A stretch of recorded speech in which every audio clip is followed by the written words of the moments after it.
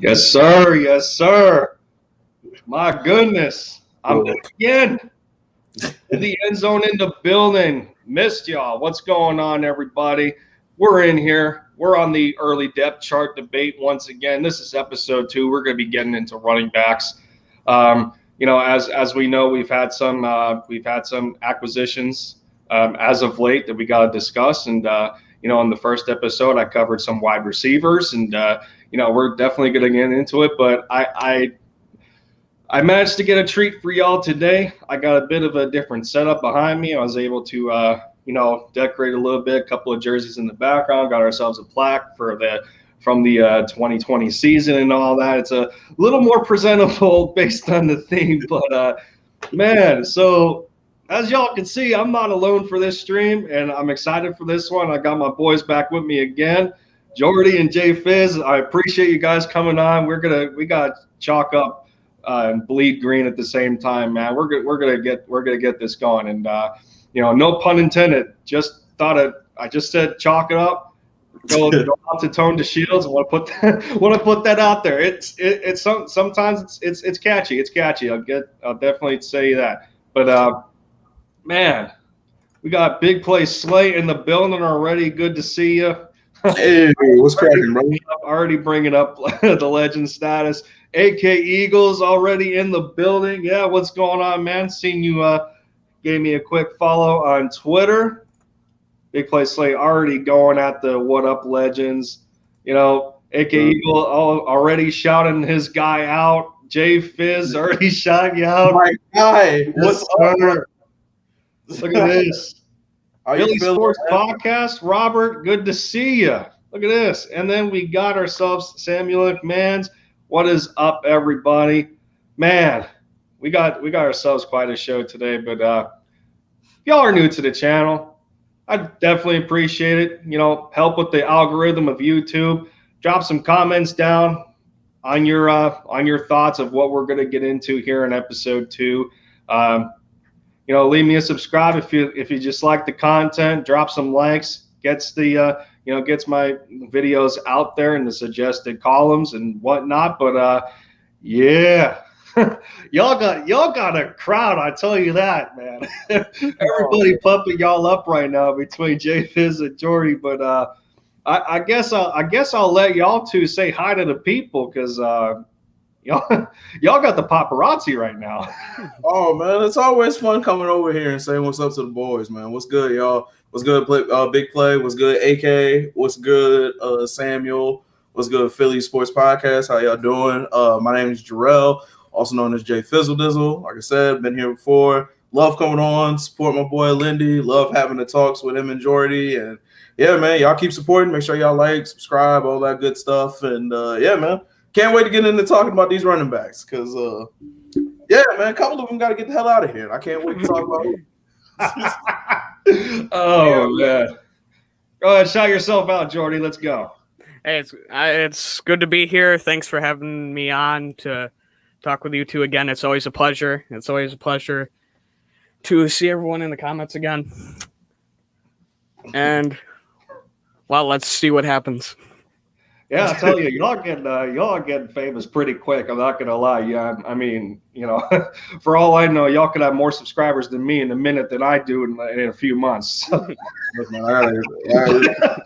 following right behind you, brother. Trust me. Oh, jeez. You got the lead for real. Look at this. Big Play Slay already throwing it out. Love the energy from Jay Fizz. Always amazing to talk to you. Look at this. See, exactly. This is what I'm saying with you two. This is what I'm saying. Look at that. AK Eagle going, yeah, what's good, brother? Feeling left out here. Y'all keep doing your thing. Hashtag free Mac Hollins. Oh, my goodness.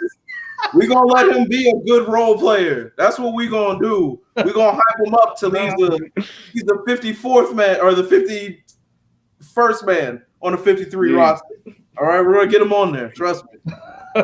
It looks like Philly Sports Podcast. Robert letting me know he just hit 60 subscribers today. Shout out to you, man. The grind is real. I'll tell you that. I just, especially me hitting 72, and 72 is interesting to me because, as we know, Joey Shakes 72, his YouTube channel. He hit 72 subscribers for me. So that's quite a coincidence. And I'm not sure if he exactly recognized that, but he left a big old bold all caps comment on one of my videos on my most popular video at this point in time when I did the video talking about Devontae Smith being the perfect pick for Jalen Hurts in this draft. That video is well over 170 views. I couldn't imagine it. I mean, last I checked, I seen it was just over 70, and and to have 100 worth of difference, it's unbelievable. So I thought it was very coincidental that Joey Shakes, being he got the 72 in his name, I believe he ends up being the 72nd subscriber to my channel. You can't script that sort of thing, but man, look at it just keeps pouring in the comments. Philly Sports Podcast would love to do a collab with Jay Fizz. I'm telling y'all. See, this is what I'm saying. I'm telling y'all. Joey Shakes is one of my favorites to watch. Exactly. So, Mitch Kofsky, good to see you in here, my guy. I don't got a link for this one, unfortunately. I'm kind of keeping this. I'm kind of keeping this series more of just a traditional stream platform of going over the roster positions and everything. So without further ado, we're already 7 minutes in. We got to get into the action here. We got to talk about some running backs. I already know Jay Fizz is, grinding his teeth about this subject, and we already know Jordy's going to bring some of that fire as well. But all right, fellas, as we know, as of late, Kerryon Johnson was a waiver claim for Philadelphia, and he has an interesting story to himself. But again, at the same time, I mean, he showed quite a bit of flashes for Detroit, and as we know, the Lions have been a offensively starved football team for quite some time, and you can make the case that there was scenarios where they just didn't load Matthew Stafford up with enough weaponry to really allow them to consistently make playoff pushes, and et cetera, and outside of some injuries and players leaving the football team for that matter, like guys like Marvin Jones Jr. is not there anymore, and Kenny Golladay is now a New York Giant, and it's kind of felt that man, why did his name just leave my mind? I just talked about him. Kerryon Johnson. So it's interesting that he's a part of the same thing at this point in time, and he was just flat out waived, but I don't know. The only concern I have with him is how healthy is his meniscus. Again, we're bringing in another injury-plagued player. It's just going to be how strong and how conditioned he is going to be as far as competition-wise in this running back room that is currently at 8 individuals. And I'll name those off for a quick minute so we get ourselves caught up with what we're dealing with. So obviously, Miles Sanders, run, booby, run, number 1 on that list. We still got Boston Scott here. Kenny Gainwell, the recently acquired rookie out of our draft class. Kerryon Johnson, a waiver claim. Jordan Howard got re-signed for what is only a little over $900,000 on the vet minimum. Jason Huntley is still here, as well as Adrian Killins, who got a 2-year deal. He re-signed. And then to finish it off, I don't know how he's still here, but Elijah Holyfield's still on the roster. He got a designation contract, and he was and he managed to keep a spot on this team. So to me, there's a lot of guys in this running back room that are kind of similar to each other in regards to. I think I can put the likes of Elijah Holyfield, Kerryon Johnson and Jordan Howard in somewhat of the same category. I think their skill sets mesh the most with each other. And then you got guys like Adrian Killins, Jason Huntley, Boston Scott, and then you got that trio there. And then the last remaining duo of similar skill sets would be Miles Sanders and Kenny Gamewell. I think them two resemble each other the most. So, I mean, where do we feel this is going to put us come the 2021 season, considering our players' injury histories, and what should we exactly expect from this offense that Sirianni wants to implement? Let me go. First of all, can we start this off? Listen, if Elijah Holyfield starts anywhere on this season in the Eagles jersey, I will go completely insane, okay? We have been hearing about the potential of this dude for 3 years now, and the only thing that's been consistent is that his last name is Holyfield. That is it. That is all. Now, you can put it on him not being able to get time, and that's fair. I understand that. But also, Miles Sanders has went down. Like, we've been literally at the bottom of the barrel of running backs for the last 3 years, and he has not gotten on this field and done anything.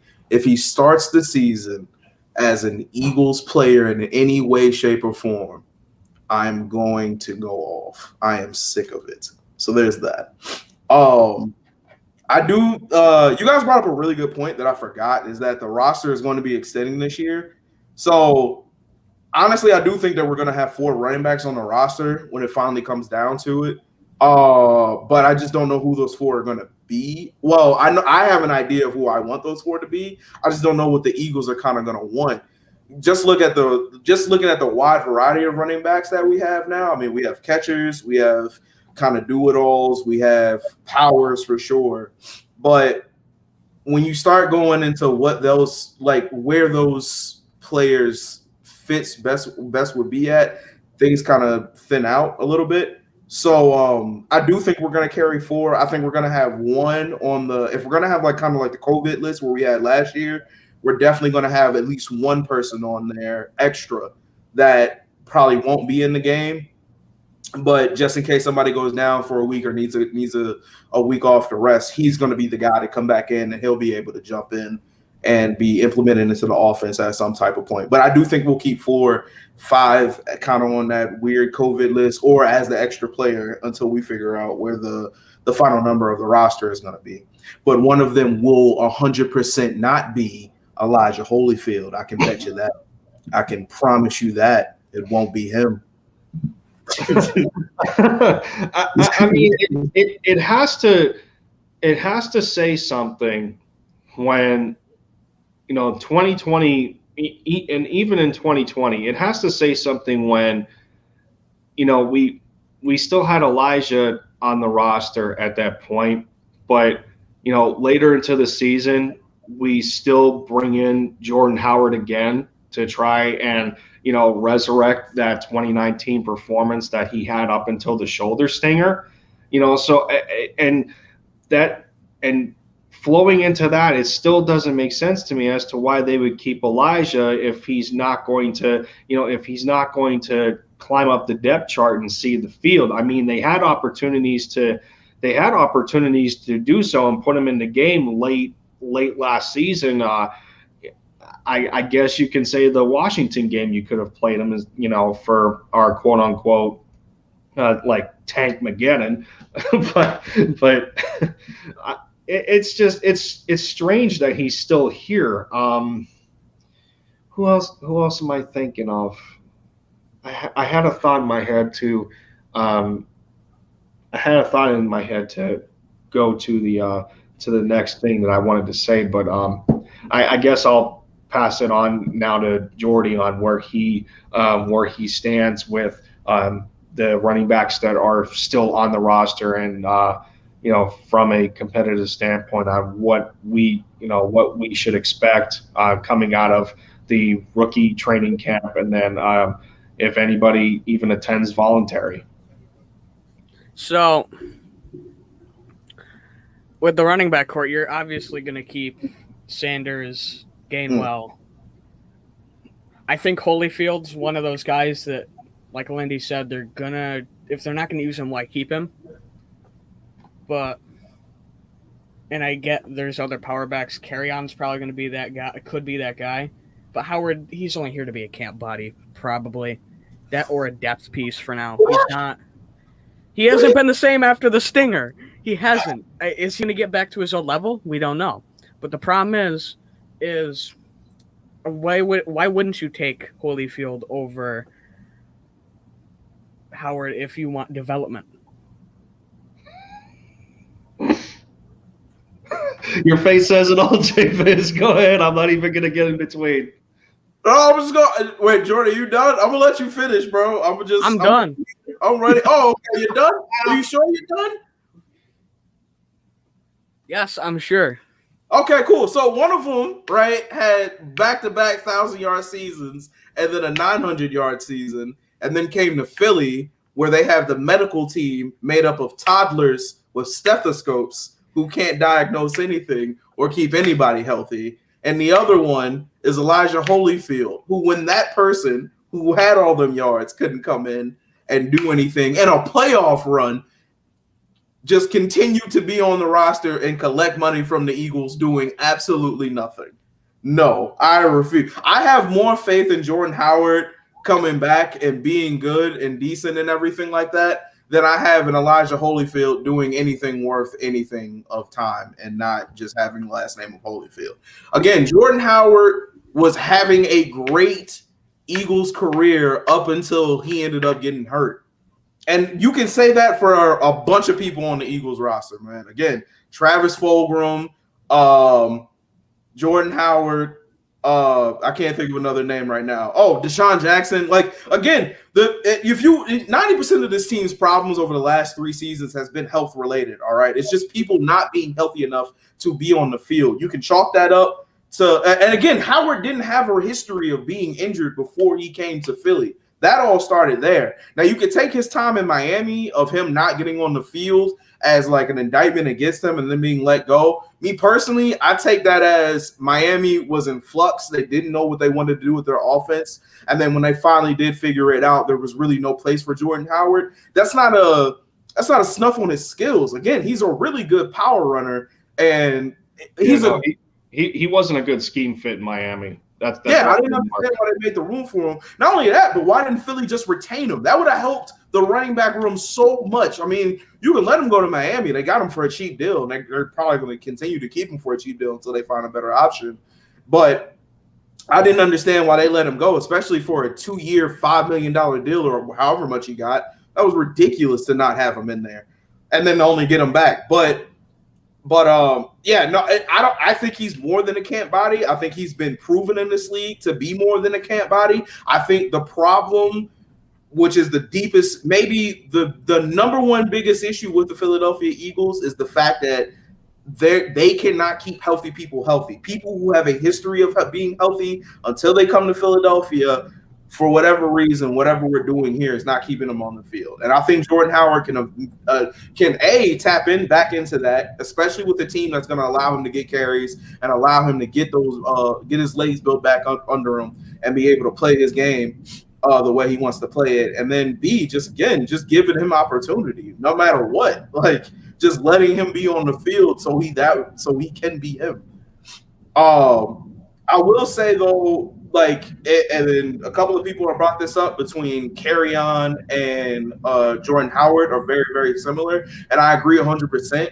My biggest gripes with both of them is that it seems like they're power runners and they do get their yards and everything like that. But it's almost like more times than not, their big plays are ended by a single tackle. I know that sounds like an oxymoron, but if you watch them play, it's usually one player that they should be able to get up off of them for another 5 to 10 yards or even touchdowns a couple of different times, and they just don't do it. And I don't understand why they can't. Like it's usually arm tackles or something like that, and that's kind of what separates them from being good running backs and great running backs. If they broke those tackles and everything like that, then they would be on the higher end of the running back group. But that thing that keeps them good is stuff like that. They'll have a nice 15, 20-yard gain that could have been 60, 70, or a touchdown, literally stopped by one player and everything like that. So those are my only gripes between those two, and they're very similar. I do understand if the idea of one of them making the active roster basically and keeping the other one kind of on the reserve side. I understand that thought process. For me personally, though, if both of them can play, and both of them stay healthy through camp, you keep both of them on the active roster. A, it gets them both. It keeps them both in the game, and then B, also if one of them gets hot during the game behind Miles Sanders also, then you can go ahead and let them come in from the short yard situations. Again, Miles is a guy that can go ahead and take one to the house or get a big yards gained, but then he'll be gassed. So then we'll have to have somebody else come in. I love Boston Scott. I do a lot, but I just don't think he's that guy. And we keep wanting him to be Darren Sproles, but he's not. He's Darren Sproles for 2 games a season, and then he's Boston Scott, the practice squad player, and this is the reason why. So it is what it is. But yeah, man, I can't. Why are we disrespecting Jordan Howard like we don't know that man work? Why are we doing this to him? Yeah, I don't know. I mean, and exactly, and so this ties into what I was trying to remember in the first response of mine was, we bring up the concept of injury. I mean, there was points where, last year there was points where we seen, guys like Jason Huntley on the field because, Miles Sanders is getting these ticky-tack injuries. I think Boston Scott dealt with something at some point, to my knowledge. That might have been 2019, but something tells me that he dealt with something in 2020 as well. Even though he only shows up about 2 games a year, so it seems. But and then we also have to consider the idea of some of these guys playing on special teams, and I think that's where a guy like Adrian Killins would come in, and you don't have to put him on the field to try and catch a pass off of a screen, and then he goes for negative 13 yards against the 49ers. But it's like special teams is still a contribution either way. If you limit some of these guys to special teams, I mean, they can still have an impact on the game. Whether it's in there for some blocking assignments, or returning a kickoff or returning a punt, whatever it may be. And that's where with some people I kind of differ, because of I hear some people in the circle talk about, well, they don't think Adrian Killins is making the roster. Well, I don't know, because the Eagles just signed him to a 2-year deal, so I mean they must have a plan in place for him, and I don't think Jason Huntley has gotten an extension. Guys like that, I don't think he's gotten one. I know Elijah Holyfield's going to be here for 1 more year, but you think at the same time, you go back to what we dealt with in 2019, you go back to 2020, and the idea with this running back room is, when you lose somebody and you insert another guy in that has a similar skill set, the offense doesn't miss a beat. That's where we're creating these comparisons for, between guys like Miles Sanders and Kenny Gamewell, how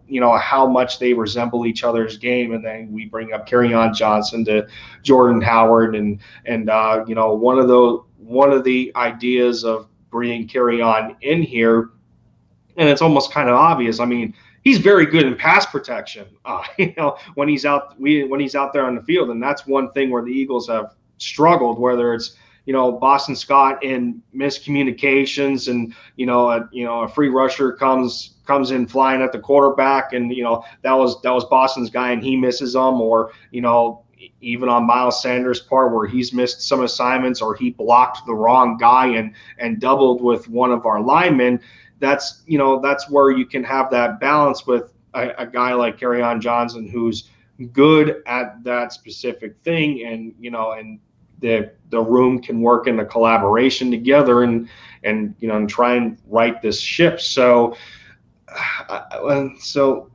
I guess with that said, I don't know how long we're gonna exactly carry the stream on for. I mean, we're already 25 and a half minutes in, and for the depth chart of the running back position, there's not a whole lot to talk about here, because again, my series, as my series states, it's the early debate on the depth chart. I mean, we got no idea who the Eagles are going to go into the season with, and this is barring how these guys look, when practices start and the competition really ramps up, and that's what we're going to see when we have a lot of guys of these kind of skill sets and how well they mesh together. There's going to be competition, no doubt. There's going to be competition. So, I guess we're at the point here where we're going to have to narrow it down to, I guess we'll leave it at a top 4 for now. We don't know what the roster is going to be extended to. Whether it's we're hearing 55 players, we're hearing 60 players, and again, this doesn't include the practice squad. But if we had to dress like 4 running backs, I guess that's where we'll go to. I guess in the last segment of the stream or whatever have you. But I guess I'll start with Jordy on this one, since Jay Fizz kind of slaughtered him with the debate of Jordan Howard and where he should be and how he should be used. So I guess. So, all right, Jordy. So I guess I'll start with you, man. Who are your 4 running backs going into the 2021 season? Now, the 4 backs I'm taking in are Sanders, Gainwell, Killins, Howard. Hey. Howard or Holyfield. It depends on how they come out of camp. Come on, Jordy. So you've got Miles, who's going to be your number 1 back. Oh, boy. Gainwell is your other blocking back. Killins can be your special teams guy, because now that we lost Corey, there's nobody to cover punts. Well, no, cover kicks, because Ward was on punts, so I'd love to have a running back on punts too. Somebody. And then Howard or Holyfield, depending on how they come out of camp. I mean, like I said, Howard, you got to say how is he going to come off the stinger and how is he going to play here. Not only that, I could argue this is a soft rebuild year. Why wouldn't you take the younger back with less of an injury history that you can develop, and you have more time to develop than Howard? Develop into what, though? Because Holyfield's 23. He's young for an NFL back. Fair. And he hasn't gotten that much playing. He's gotten little to no playing time, just like Huntley and Killins kind of have. So I could argue, well, if our medical team and our strength and conditioning are going to struggle with keeping our players healthy, don't we want the younger guys who have less of a chance than the guys who have already taken some bad injuries? I agree with that wholeheartedly. But on the other hand, though, we're basically running into a situation where we're hoping that somebody could be something like a Jordan Howard, like a healthy Kerryon Johnson. Like, let's take both of them being bad. I'll take both of them being bad and the hope that they could be back to what they were at one point, than taking Elijah Holyfield at just base of whatever he is. On a team that's consistently been injured at running back, and we can also throw in the fact that Doug didn't like running the ball too, and that's a strike against him, and I understand that. But taking all that into consideration, the difference between Holyfield and what's his name? Oh my goodness, the wide receiver whose name that I love with all my heart, and I can't remember his name right now. Matt Collins. Matt Collins. There we go. Sorry, I couldn't remember Matt Collins. I'm sorry, Matt. It's nothing against you. But anyway, Between Mac Hollins and Elijah Holyfield is that Mac eventually got on the field because you could because we were desperate for talent, and B, he was decent. You could see that he had talent. It's just that we couldn't really figure it out and put the scheme to it. But I agree with you. Again, if they see something from Holyfield, and I'm guessing you saw something from him too, we're reviewing his tape and everything. But if I could see what you guys see in him to keep him around and let him be on the roster, and if he looks like he'll have a better upside than Howard and Carry-On, and he could stay healthy, I'm 100% with you. But after 3 years of being on this roster and seeing this running back room be as terrible as it is, and you still haven't gotten your chance, I don't see what else we could do for you, bro. But here's the thing. I would compare Holyfield more to a J.J. Arcega-Whiteside, where he hasn't really gotten that chance, even if he has seen field, to really get the ball. That's fair. Oh, man. So let me address a couple of comments here. So Philly Ace 21 talking about he would like to invite me to a StreamYard if he learns how to do it. So for StreamYard users, the easiest way to invite somebody backstage to come onto your show, at the bottom of the screen on your broadcast studio, there's an invite button. You can copy that link, and then you can copy the link and then paste it in a DM or wherever you would like to post that, and that's how you send people links. But Angry Eagles fan coming in saying, J Fizz, that beard needs trimming. Hey. Oh, jeez. Hey, that's what's the name? That's what's the name from Discord? I know. Yeah, we know. Papa T in the house. Yeah. Hi, you. All right, you didn't even come here and say hi to anybody. Just came in throwing insults around. Second, I know what my beard looks like. I see me every day. All right. Obviously, I'm going on vacation soon.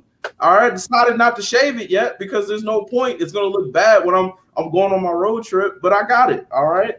But thank you for that. Now I'm self-conscious. So this is the last camera stream for anybody. Now, no more camera. Just He also says Mac Hollins' talent was getting penalties and dropping passes. So coming in here firing shots. We're not going. Are we going there? Let's just ban him from the chat. It's just easier for everybody. Like myself, it's just easier for me to go on. Obviously, this is the running backs episode. This is running backs. I'm happy I'm keeping the spirit of Mac Hollins alive. If anybody's gonna do it, I'll champion it, bro. I got him. Don't even. Oh man. So all right. So Jordy, who was your four again, real quick? Sanders, Gainwell, Killins, Holyfield or Huntley, or Holyfield or Howard, depending on camp. All right, I'm with you. That's interesting. All right, man. I'm with you. Me personally, it's looking kind of the same, except what I'm gonna do. Well, so my four are Miles Sanders for sure. Obviously, he's the best running back in the room. His only concern is health, but that's literally everybody's concern on this entire Eagles team. When he's on the field, he's obviously a game changer. Last season and the season before, we were really hoping that he would be able to be a bigger part of the pass game. He showed flashes of it. Obviously, we all remember that catch in the Washington game, but having somebody like Gamewell back there, he's obviously going to go ahead and take over that spot for him so Miles can be more consistent in the run game, so I'm all for it. Miles is definitely in. Gamewell, I think he also makes a roster spot, barring some type of unforeseen thing or he just gets outplayed by anybody else on here. Again, seeing his tape, seeing how good his hands is, seeing what Sirianni wants to do and how he wants to make mismatches a thing, I think he ends up making this roster. Also, I think he might end up taking over the special teams place in the back end, and he'll be able to catch some balls and be able to take them up and be able to really earn his roster spot. Maybe not all the way as a running back, being only put in certain situations, but definitely as a special teams player. And then we get to my last two running backs. Again, me personally, I'm a lover of power football. I'm a lover of the power running back. If it was me, making this roster today, me personally, Jarrell, Jay Fizzle Dizzle, I'm taking both Jordan Howard and I'm taking Carry On. All right. Both of them need to be kept on a tight leash when it comes to making sure they don't get too banged up and too bruised up. I do see us being in a lot of short yardage situations with looking at A, how the roster is built, B, looking at the wide receivers and what they're going to try and do. If they're a smart team, they won't try to throw so much with Hurts. They'll let them get chances, which means the run game is definitely going to be able to take off a little bit more. And I think just having two power backs, especially both of them having the injury history that they have, it would just make a lot more sense to have both of them being on the field and just feeding off of each other for those short yardage situations. Some people are going to be surprised that I left Boston Scott off. You shouldn't be. If you've seen the Eagles the last couple of seasons, you will see that Boston Scott, again, shows flashes of him being able to take that next step and be a more consistent player. But he always – it just never fully comes into fruition. Also, he's absolutely worthless in the special teams game. Again, it literally feels like it was every other time we needed him to come up with a play. It ended up in a fumble. So yeah, he can't do anything he can't really pass protect. He only really shows up to go off against the Giants. He's not really great with his hands. We got Gamewell for that. Can't really take big runs to the house consistently. We have Miles for that. And he's not really that good in short yardage situations. We got two power running backs for that. So there's really no reason to have him here. The last one that I would say for our little spot, whether it be an extra roster spot or maybe the COVID list, is my goodness, I forgot the boy's name. The running back that we signed for the 2-year deal. Excuse me, guys. Adrian Killins. Adrian Killins is actually really decent. I think he can actually take Boston Scott's kind of role if we ended up doing something kind of like that. I mean, Gamewell has the inside track, him being the draft pick and everything like that. But again, like I said, if he ends up getting outplayed or at some point, or we need some more special teams help, I definitely can see Adrian Killins taking that spot. But again, my solid four, me personally making this roster based off the people that we have.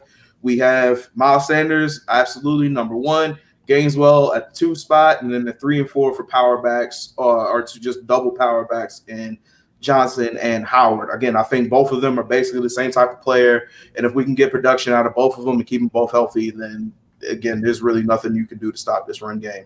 And then we would take Elijah Holyfield's jerseys and burn them because they've done nothing ever. Oh, man.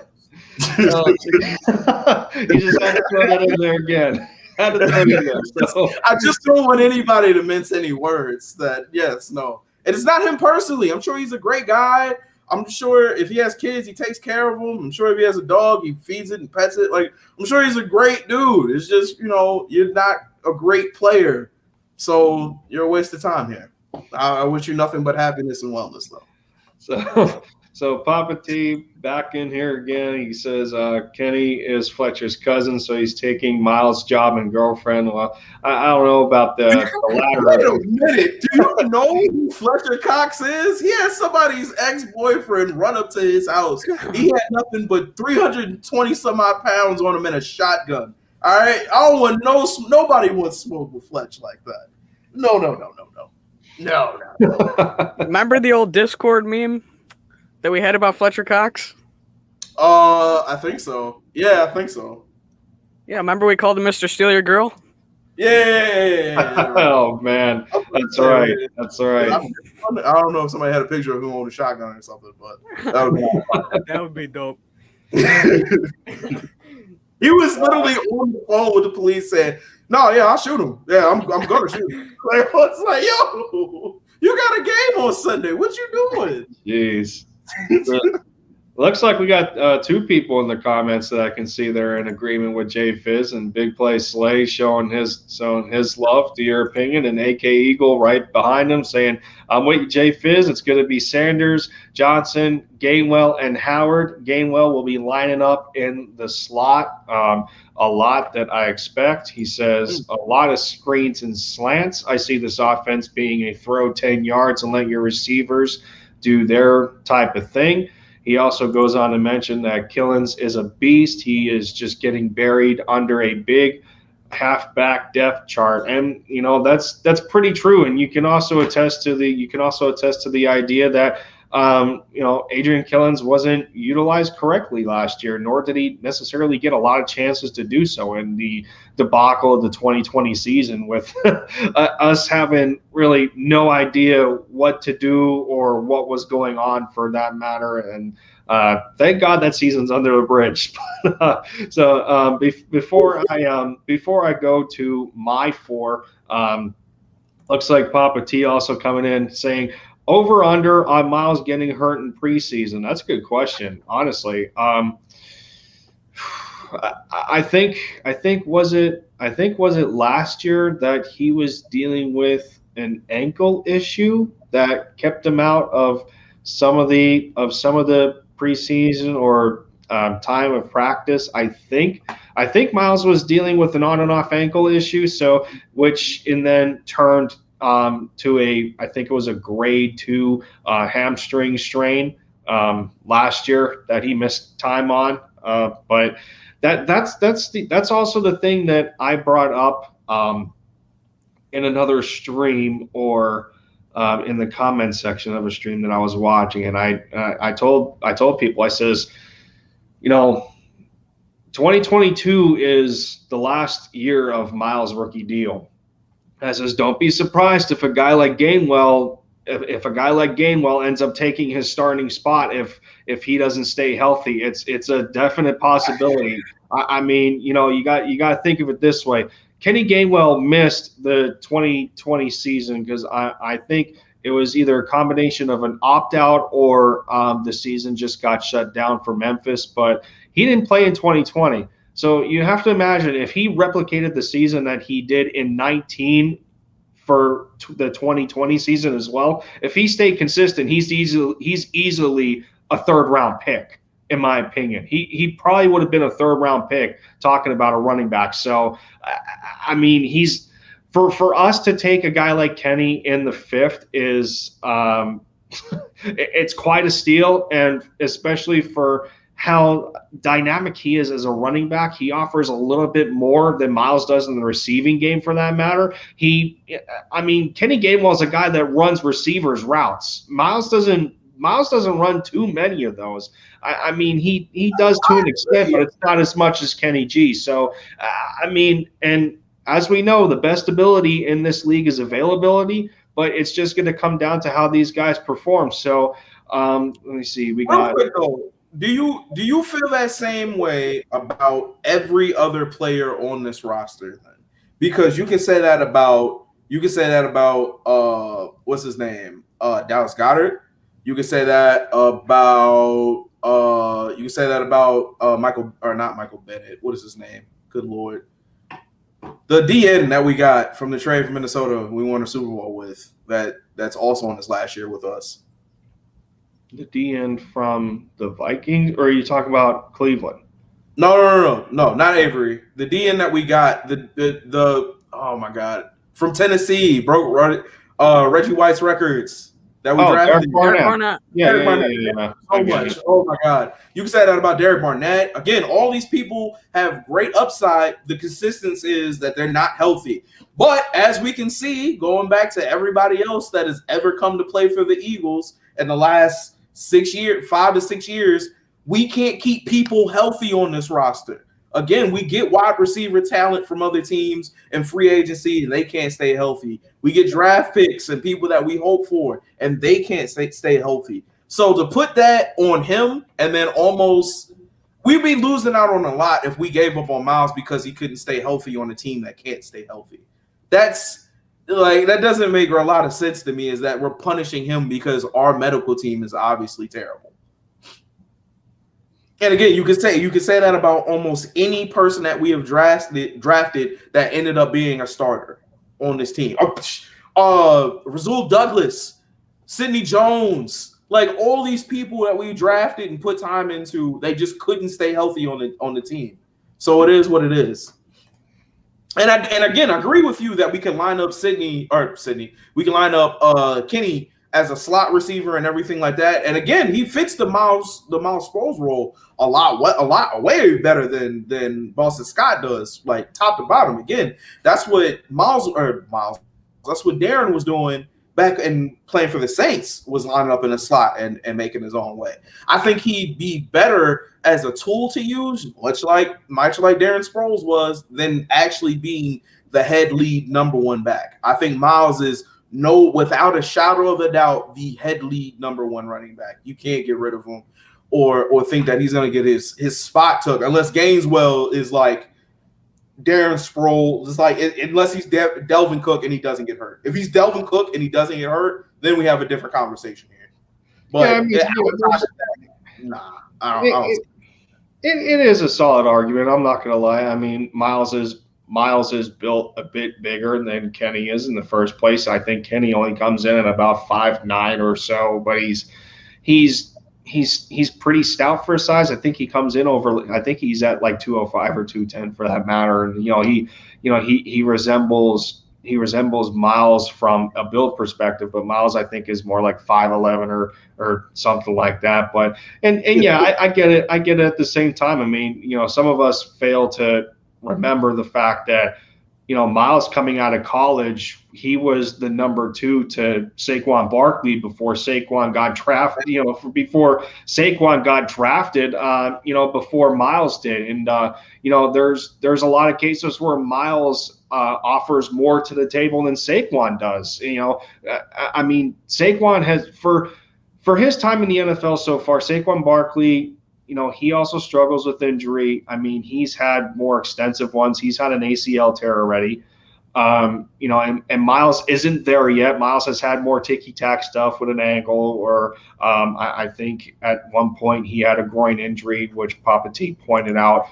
In his rookie season, he dealt with a groin. His second year was a hamstring. Yeah, he's losing time on the field, but it's only in small stretches of games, but those kind of injuries add up. But what Miles brings to the table that Saquon necessarily doesn't is that Saquon's not that back that can hit you with either a home run or he can give you a single or a double, and for baseball terminology. But what I mean by that is Miles has a bit of a better ability to just as far as vision with the offensive line creating holes. I think Miles is a bit better with his vision than Saquon is, but Saquon is definitely more explosive. So I think that's the difference between the two. But again, for them being teammates in college, they're very similar with what they're capable of. But as we know, Saquon's a bit more explosive than Miles. So, and if you had to pick who you're picking, if you had to pick between Saquon and Miles, who are you picking right now? Geez, that's a tough one because you have to guarantee me on how on one's health over the other. I mean, am I going to rely on a guy coming off of an ACL tear, or am I going to rely on a guy that's had lesser injuries, that's missed almost as much time, maybe to a lesser extent? That's really hard. I mean, there's a lot of times where I like Miles more than Saquon, but it is a toss up, and it's also arguable. It could be a toss up between Saquon Barkley and Miles Sanders. I mean, when you talk about the combination, and I'm not solely in the discussion of rushing. When you talk about all-purpose yards, I think Sanders is a little more capable than Saquon in that regard as being a pass-catching back. But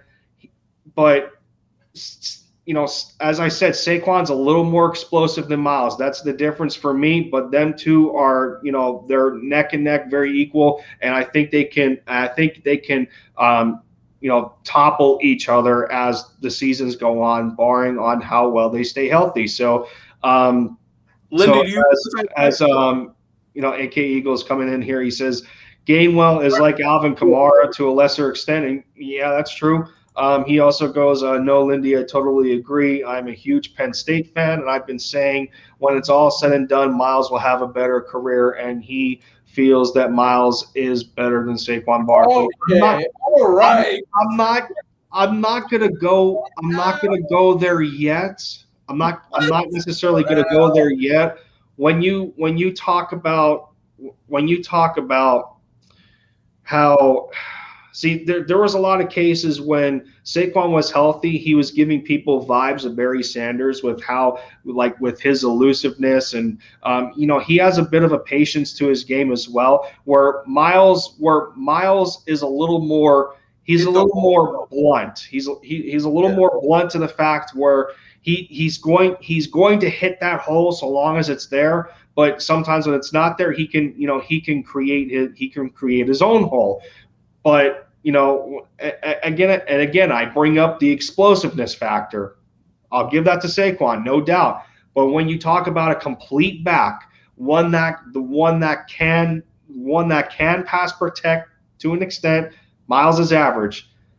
When you talk about a complete back, Miles is a little more of a complete back than Saquon is. Saquon is a lot more of a home run hitter, to whereas Saquon can offer you a little bit more to a lesser degree. So that's where I stand on them two, but it is very close. So I'll get into my 4 now, since that is off the table, because I do know you want to add to that, J Fizz, but let me Lindy. All right, Lindy. God dang it. Jordy, both of you with the Y's in your names. Jordy, do you feel the same way? Just real quick. What's that? It really depends on situational and scheme and everything, but this is very tough. But I'd take Miles by the skin of the teeth. I'd take Miles. Okay, all right. Listen, I'm telling you, it can go back and forth. It can go either way. Y'all are talking cash crazy. Y'all are talking cash crazy. Listen, I agree with you that Miles is definitely 100% the better 100 like full skilled back, can block, can pass protect, can block, can catch passes, can pass protect and block, can also just be a great back. 100%. You know who he reminds me of? Brian Westbrook. Brian Westbrook to a T reminds me of Miles Sanders. Both can be great in the special teams game. Both of them can catch. Both of them are just complete backs overall, 100%. But Saquon Barkley is if LT and Barry Sanders and Jesus all came together and decided to Madden create their own running back. This man is disgusting. And remind you, he's been doing this behind the Giants offensive line. And so is Miles. This offensive line hasn't been up to snuff lately, and Miles has been getting it done. I think he leads the league in fewest carry or like most carries for 20 yards or whatever it is. He's a home run hitter too, again. But Saquon is the only other running back that I have seen outside of LaDainian Tomlinson and Barry Sanders that no matter how good your team is, when that man is on the field, you still have a chance to win. Miles, Miles again. If Miles is great, if a couple of other things are great for him, and then he can do his thing, bro, dude. Saquon. Listen, the two players I wanted from Saquon's draft were Dallas Goddard and Saquon. If we came away with those two players and those two players only, I would have been a happy man. All right, we got one of them, and I was cool with it. But Saquon again, dude, there's nothing he can't do, and anytime the ball is in his hands, it's literally a touchdown waiting to happen. It's disgusting.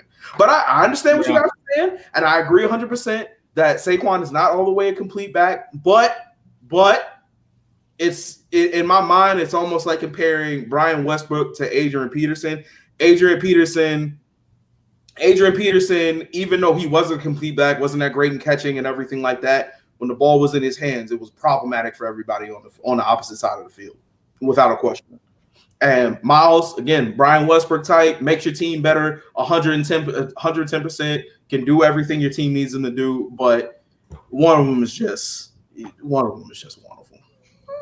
Looks like AK Eagle is ready. Looks like AK Eagle's ready to have this kind of talk, man. He's pretty engaged with this Miles Sanders versus Saquon Barkley debate right now, and again, that's the beauty of this. It is debatable. I'm not gonna lie. So I get what you're trying to say, and if I can describe it, Saquon is more of that dynamic difference maker where Miles isn't anything flashy, but he plays the position how you're like. If I can put it in this way, he plays the position how you're supposed to with the type of skill set that he has, whereas Saquon's more of that like anomaly. He's more of that anomaly type back that he's more unpredictable than Miles Sanders. So, and I think that's where Saquon sets himself apart in that regard. But like again, what they offer, it's you can make an argument for both of them, and right. that's going to be debatable either way. So Right. So let me get into my 4 here. So I gotta pick 4 running backs. So obviously Miles is the consensus number 1. We have to see what he's worth. Being that he's going into his 3rd year, he's got 2 years left on his rookie deal. We need to see that kind of consistency, and this is going to definitely this is going to set the table for what kind of contract he is going to want when it's all said and done. Even if he gets extended, before his rookie deal expires. So obviously he's going to be the number 1. We have to hope that he stays healthy outside of his ankle injuries, and so long as his hamstring doesn't bother him, and the groin issue, and but you can also argue that part of that was due to a inconsistent offensive line with this as far as run blocking, but that's not here nor there. This is about the running backs. We'll get to the offensive line eventually. That'll probably be in another episode. But so let me see here before I get into this.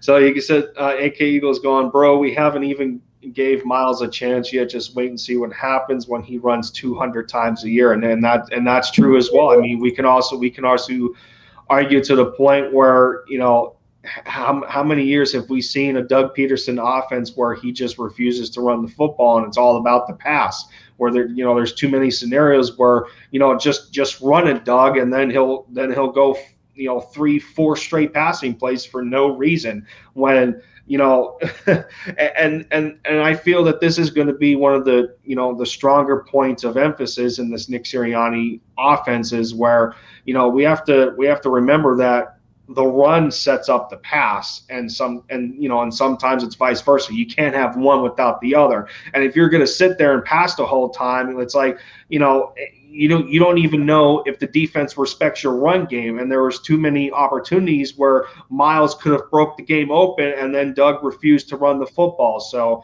I mean, yeah, you can attest to that as well. So Miles Sanders is my number 1. That's a consensus. He has to be. Number 2, I got to put Kenny Gamewell there. I feel that he's going to offer he's going to offer a bit of a dynamic in his own right to this running back room, especially the kind of route tree that he can run from a receiving back standpoint. He like we said, his skill set is very similar to Miles. He's just as average in pass protection as Miles is, but we can, at the same time, that'll give us the opportunity to experiment with 2 backs on the field, and split Kenny wherever you want, like throw him in the slot or what have you, and whatever. We don't even know yet, but so Kenny Gamewell will be my number 2. And again, these aren't necessarily in particular order. I don't know if Kenny in the depth chart at number 2 would be a good idea. I would probably put Kerryon Johnson there just to have a bit of a mix between Miles being that kind of every that jack of all trades type of back, and then you have Kerryon behind him as that power back. And notice I'm not talking about Jordan Howard right now, because I think that's where the competition is going to lie between Kerryon Johnson and Jordan Howard. You know, you get it, you claim a guy off of waivers, and then you have a guy here on a vet minimum. They're going to have to fight for that spot. So so that would in turn me making Kerryon Johnson the number 3. I don't know if you can have both him and Jordan Howard in your top 4. I would like to have a little bit of diversity, especially with us talking special teams. And that would make my 4th one. Who would want my 4th one to be here? This is a tough one. So let me go back to the depth chart for a minute. I don't see Boston Scott staying anymore. I don't see Boston Scott here anymore, other than, you know, just because of the fact that he really only shows up 2 games a year. He's not good on special teams. He's not a good pass protector. You know, it's who we brought in the running back room kind of singles him out in a way. So my fourth guy in this scenario, I would have to have Adrian Killins. I think Adrian Killins is going to make that number 4. That's one part where I will agree with Jordy with. And then, you know, barring on how the setup of the practice squad is, I think that's where you can kind of balance the depth chart to where, I mean, as I laid it out, with the way that we're hoping this offense is constructed, we want diversity and we want to give defenses multiple looks. So if you have guys on the roster that can do that, you know, outside of the special teams aspect where I feel Adrian Killins is going to make his money, you know, especially on kick returns, and you know, he has that Boston Scott syndrome to him, where if we remember in the Giants games with Boston Scott, like, you know, the dude's short. He's very difficult to see behind a massive offensive line. You got gargantuans in front of you, and then the defense is looking for this guy, like, where is he going to be? And you can very well attest to that on, you know, special teams like kickoffs or, you know, or what have you, for a guy like Adrian Killins, where he can work. Like, he's got the speed and he's got the lateral quickness to work in such a small space where he has that elusiveness to him. So my 4 would have to be Miles Sanders, Kerryon Johnson, Kenny Gainwell, and Adrian Killins. Yeah, George's list is basically the same, except for scratch one player. Yeah, yeah, pretty much. So let me see. I got quite a bit of comments here as well. So AK Eagles coming in, talking about Miles. He says he almost had 1,000 yards, well under 200 carries. I'm expecting him to have 12 to 1,400 this year under Sirianni. And, you know, that's fair. It's fair. It's pretty viable. I mean, it depends on how our offense is going to be set up. If it's going to be run first, or is there going to be a dynamic there where the run is going to set up the pass? Is it going to be the quick pass game? You know, and a lot of that is going to be dependent on how well guys like Devontae Smith are going to be utilized, how much motion we're going to have. Is Kenny Gainwell and Miles Sanders going to be on the field at the same time? There's a lot of elements that are going to go into this. So, but it's still very possible that, you know, Miles Sanders being that number 1 back, you know, that all-purpose guy, you know, he's been fantastic with all-purpose yards. It's just keeping him on the football field. That's the biggest thing for Miles right now. So he also asks, is there any scenario next year you see Miles gone and Johnson gone, and Gamewell as our 3-down halfback? No, I don't. I mean, we've been under the impression of the Eagles doing a running back by committee for so long, and having that depth is just good in the sense in keeping some of these guys fresh, especially for when they're needed in certain situations.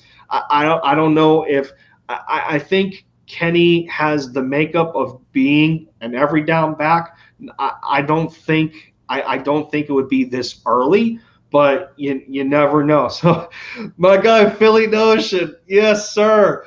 Adrian Killins, he bringing it up. He's happy we're talking about him. AK-46. Philly Notion, you already know, man. He's here for 2 more years. They see something in him. He's gonna be used, man. So I think he's a bit happy right now that we're talking about Adrian Killins here. So Look, I appreciate y'all shouting me out. Great stream, yes sir. AK Eagle in the building. Yeah, there we go. Killing season, as you call it, AK-46.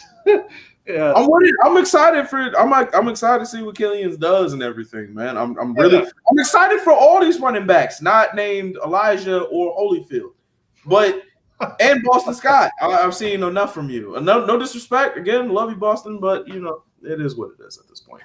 Yeah, but again, I'm excited for all these guys. Hopefully, all of them can stay healthy and all of them can take that next step into being who we think they are. Now, next season, we're facing a situation where we actually have too many good running backs in the room, and then we can have the affordability of developing somebody else to come in and be something better and everything. But again, to AK, I love you, but no, none of those. No, if that scenario happens, bad things have happened to this team. bad things have happened to this team. If we're looking at Gamewell as the 3 down. Oh. So he actually just asked another question. He goes, I'm just asking because of his contract. If he doesn't work out, I could see him moving on from Miles because Nick didn't draft him. Now, I don't know if I want to put stock into the idea of just because a coach didn't draft a certain player, doesn't mean that they can't hold on to this guy, hoping that that you can still get something out of him. But yeah, I don't know, that's a tough one to me. I just don't think the Eagles are going to. I don't think the Eagles are going to kind of kick themselves out of the running back by committee scenario that quickly, especially with the amount of talent that we still have on the roster for that matter. And again, it's just going to come down to how available Miles Sanders is on the football field. If he continues to accumulate injuries, this is why I said it. I think about 15 minutes ago or so. I was like, I'm saying don't be surprised if a guy like Kenny Gamewell becomes the starting running back because Miles can't stay healthy. I'm warning you, don't be surprised because it's there. I'm telling y'all, it's there. Kerryon Johnson could have that kind of potential, but I just don't see it with him with the meniscus issue.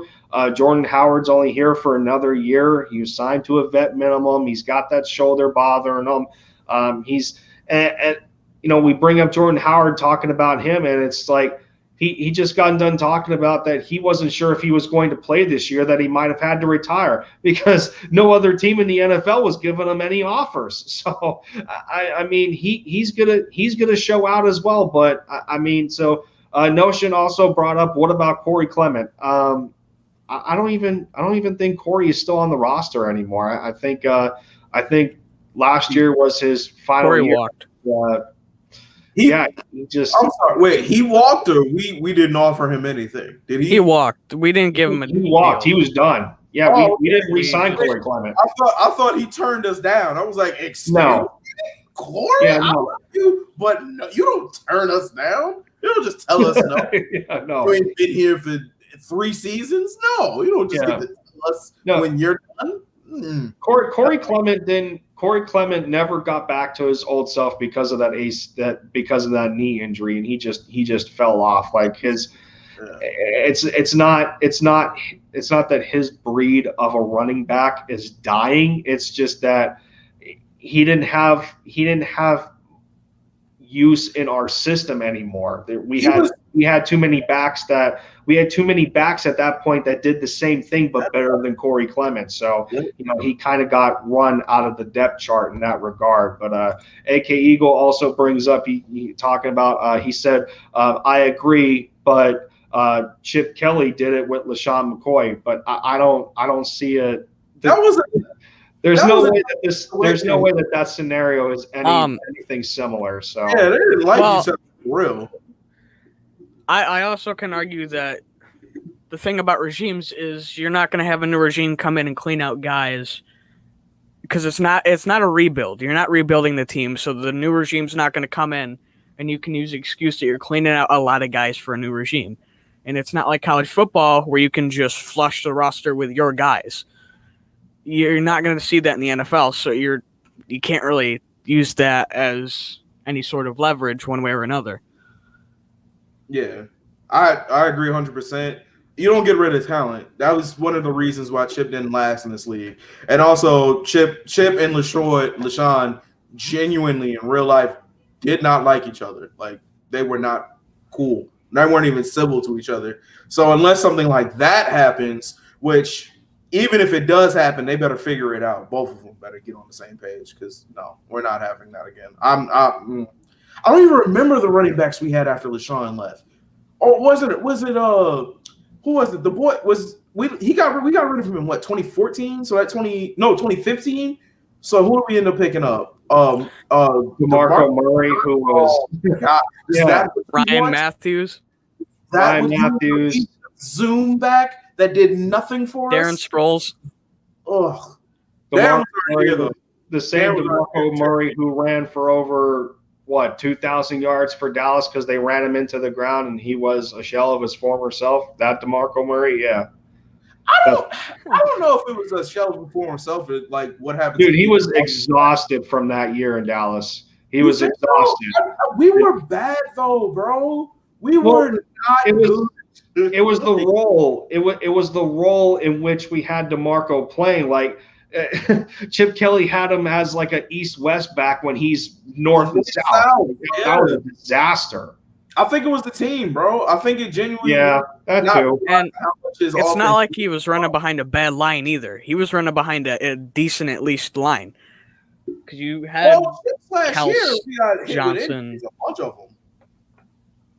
So AK Eagles. Let's see.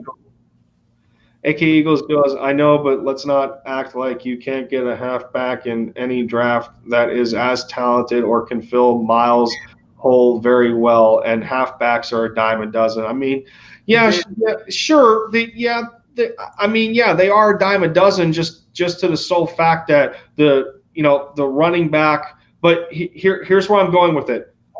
The running back position has a very short shelf life. But guys like Miles, guys like Saquon, and Dalvin Cook, Alvin Kamara, they don't grow on trees. So you gotta get the use out of them while you still can, so long as they stay healthy. But I think the biggest thing that we're kind of in fear of in regards to Miles right now is not so much his health. But if he performs to expectation, like when his rookie contract is up, or even if we wait until his rookie deal expires, where are we going to pay him? I think that's the more kind of tense question for some of the people in the fan base is like, what is Miles Sanders worth?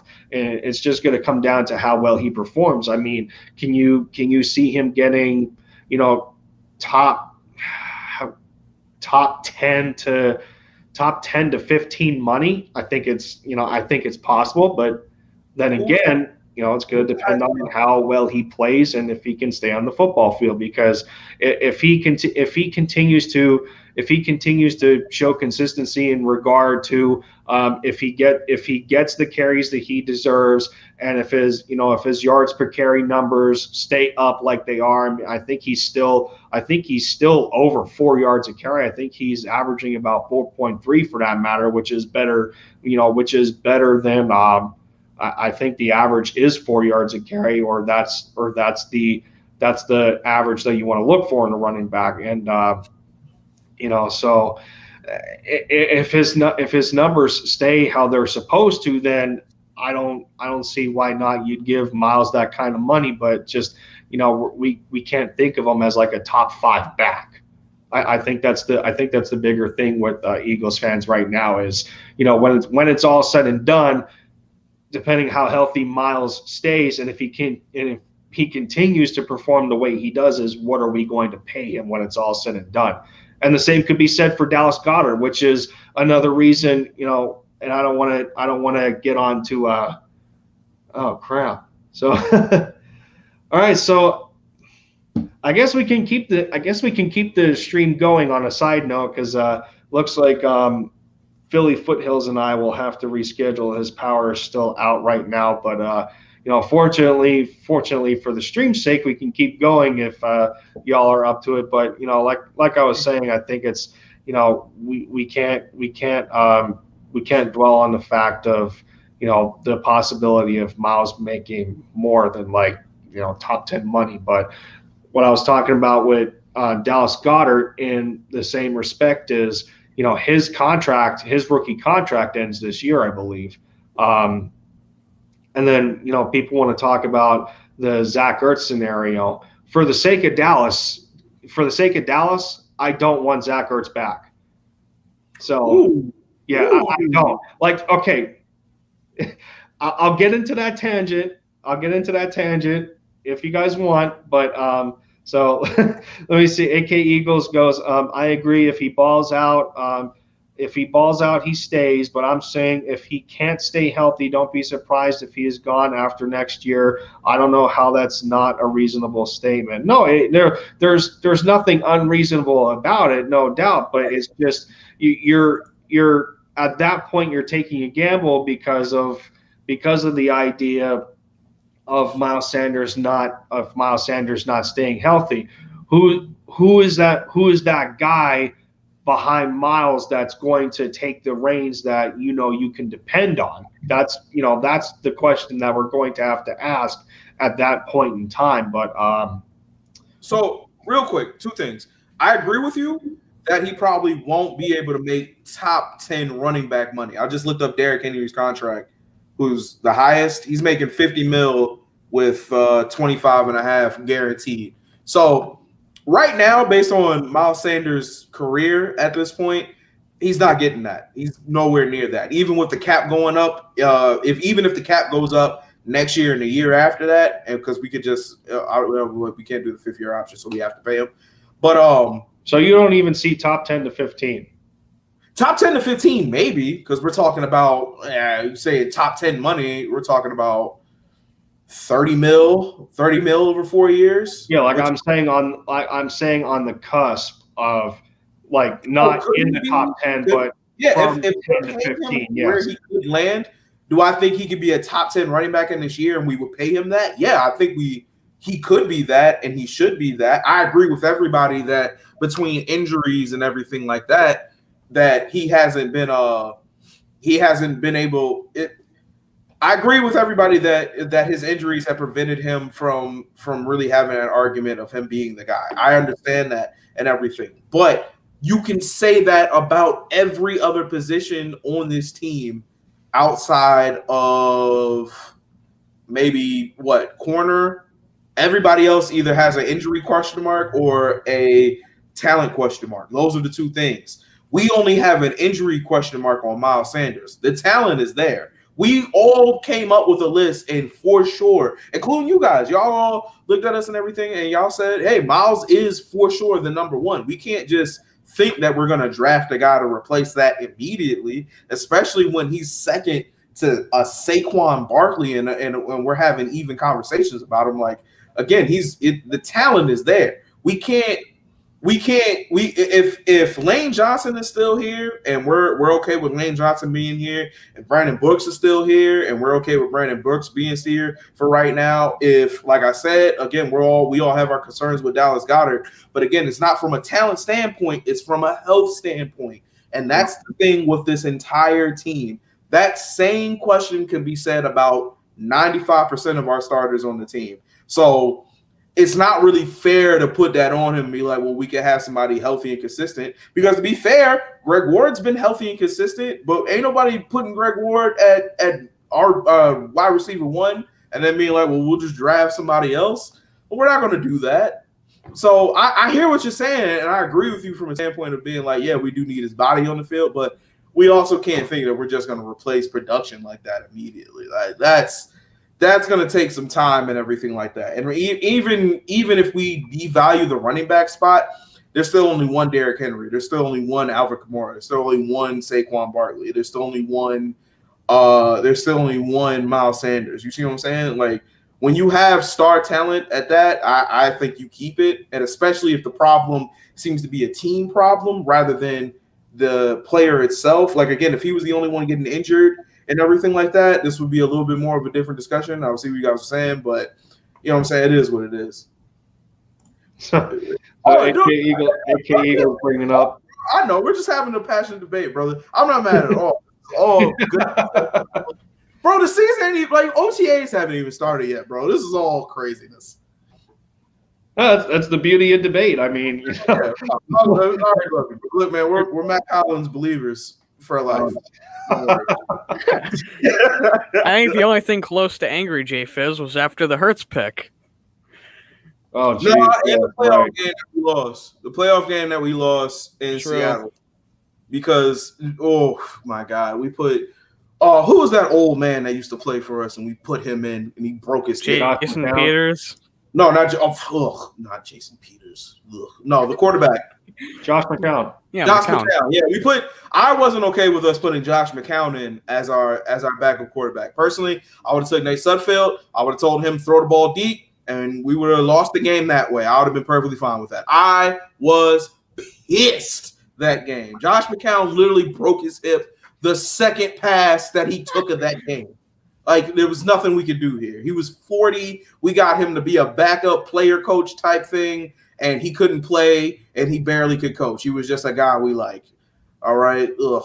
No. That was more Matt Collins broken wing. Bro, what if – this is a scenario I've been running in my head. What if Matt Collins is a free agent, right? And we need somebody for special teams, and we pick him up, and he comes back to the Eagles, and he balls out. He has a 600-yard season. Go crazy. Go crazy. Go crazy. And then I laugh at everyone. We laugh at everyone, AK. We laugh at everyone who didn't believe. So before I forget this, and I brought up the situation with Dallas Goddard and Zach Ertz. So I guess we're towards the end of the discussion with running backs at this point, since we all gave our early top 4 going into the season in 2021. But so AK Eagle going, I'll do anything to see him floss again. Oh, jeez. This is the thing with Zach Ertz, and obviously for every Eagles fan, this has nothing to do with him as a player or as a person. It's just from a business standpoint, and you know, if he's still on this roster, this is the problem I have. Dallas Goddard's contract is up at the end of this year. He was the number 2 for the longest time to Zach Ertz. So a guy like Dallas Goddard isn't getting all of the attention as a number 1 tight end would. You know, when you talk about as savvy as a route runner in Zach, for how savvy as a route runner Zach Ertz is, how good he is, you know, fantastic hands. He knows where he has to be, you know, if he's out to catch a pass from the quarterback. Whereas there were moments where we had Dallas Goddard as the number 1 because Zach Ertz was battling injury from time to time. How many times have we seen Dallas Goddard have trouble, you know, breaking open in double coverage? So if this guy cannot get used to, you know, getting open when the defense is a little more constricting and is preventing him from being a target for the quarterback, you know, that's another question that we're going to have to ask. What do we truly have in a guy like Dallas Goddard? And that's just going to open that's just going to open another can of worms when it comes to the tight end position. Like, that's why, it's almost to say that Zach Ertz is stunting Dallas Goddard's growth as a number one tight end, to where, what we think Dallas is going to be in this offense, and he can't really reach those kinds of expectations if Zach is still here. So, yeah. So, AK Eagle bringing up, damn, why am I the only one in here? I don't know. I guess that's the popularity standpoint of YouTube with the content creators. I know Tone DeShield's got a stream going on right now. I don't know if Philly Mike is still doing his NFC East roundtable. Listen, I'm not popular yet. I'm still under 100 subscribers right now. It's just the way it goes. It's the way it goes. But no, man, I appreciate you sticking around as always, AK Eagles. So he also goes on to say, the only thing that bothers me with Dallas is his fumbling. If he can control that, he will be fine. And yeah, sure. I mean, yeah, it's you gotta protect the prize, obviously. And there was too many occasions where he got the ball stripped from him and forced fumble and what have you. But there was times where Zach Ertz dealt with the same thing, and I guess it comes with the territory of being a tight end who, a pass catching tight end, and that's where I guess that's where people talk about that balance that a guy like Jack Stoll may bring to the table as an undrafted free agent out of Nebraska, and he's not the greatest as a receiving tight end, but he's a fantastic blocker, and he could very well offer that like number 2 role. But I don't know if I see an undrafted guy like that coming in as the number 2. Barring the decision with Zach Ertz, I don't know. I don't see it. There's a lot of projects in that room right now. You're talking guys like Caleb Wilson. What do we have in him? We don't know what we have in Tyree Jackson. Who's the other tight end that I'm thinking of? He's another project. Hakeem Butler, yes, the wide receiver turned tight end. So, and Jason Kroom's still on the roster. It's like we don't have a definite answer at the tight end position outside of Dallas Goddard, and I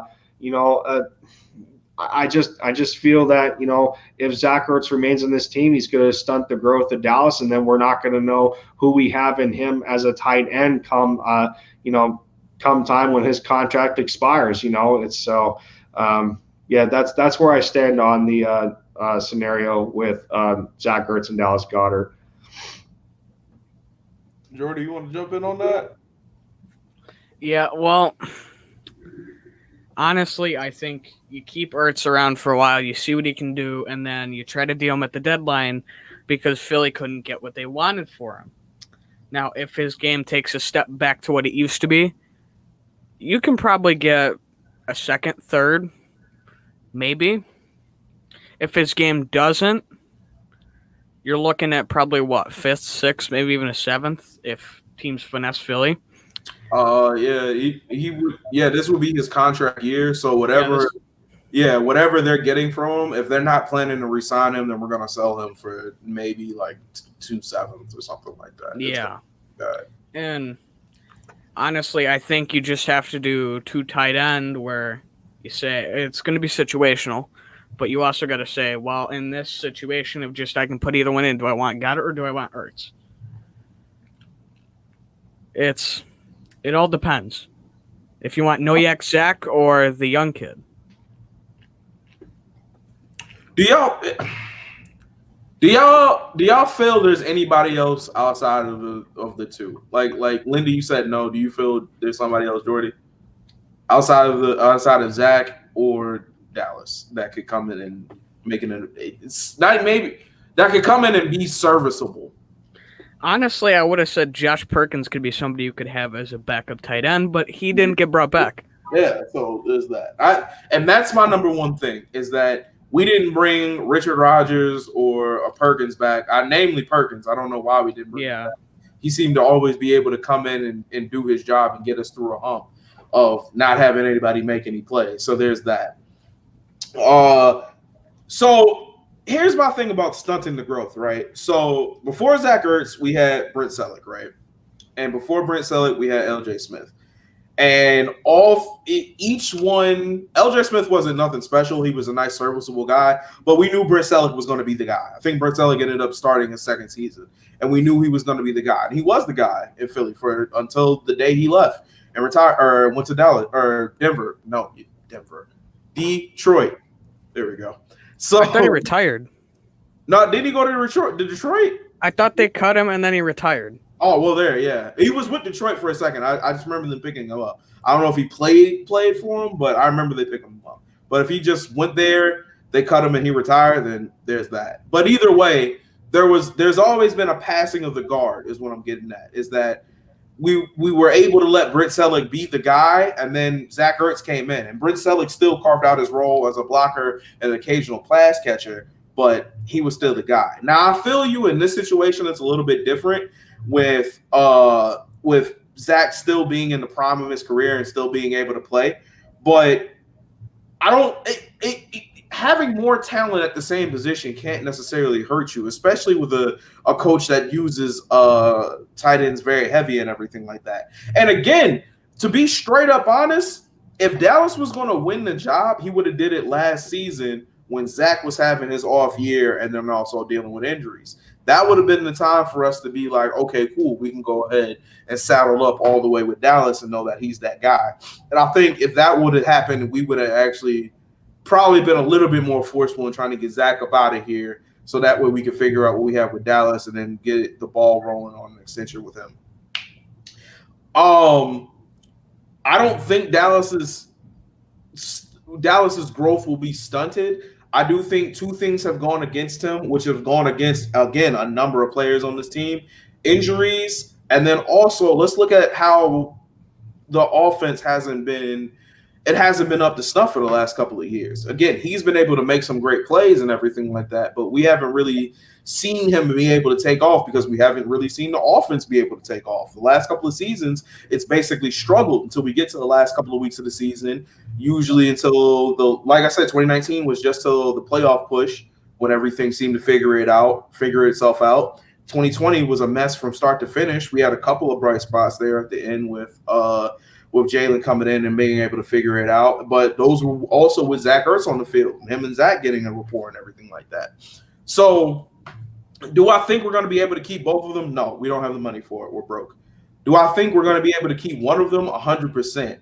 I don't think it's going to be Zach. I do think it's going to be Dallas. But I do think having Zach here for another season is still only going to help this team. It's going to give us depth. It's going to give us experience. It's going to get us another pair of consistent hands. It's going to give us, again, everything that Zach Ertz is to this team. So I don't see getting rid of him. But I even if let's just say Zach balls out this year and Dallas doesn't, that still helps us in contract negotiations. If Dallas balls out and Zach doesn't, it kind of helps us set up for a situation where we could possibly bring Zach back on kind of like the same as we did at Brandon Graham in that situation where he was wanted a contract extension. We didn't give it to him. He had a baller year, and then we were just like, well, he had a down year. We gave him his money, and then he balled out for us. So either way, we're still gonna end up with a tight end. It just is who it is. Personally, I still stick with Goddard. We can bring the injury thing up all we want to, but everybody on this team who's been drafted by us, who has been a starter at one point, has dealt with these injuries. It's a team thing. It's maybe our biggest problem more than anything. But I hear you. I think keeping both of them only helps you be better. And then whoever does the worst out of the two, go ahead and try and sign them to a contract in lowball, and then get the best out of them later on. It's the best bet. We're still going to need a tight end. We're going to need another tight end no matter what at the end of the season. Both of their contracts are up, so ain't nothing we can really do.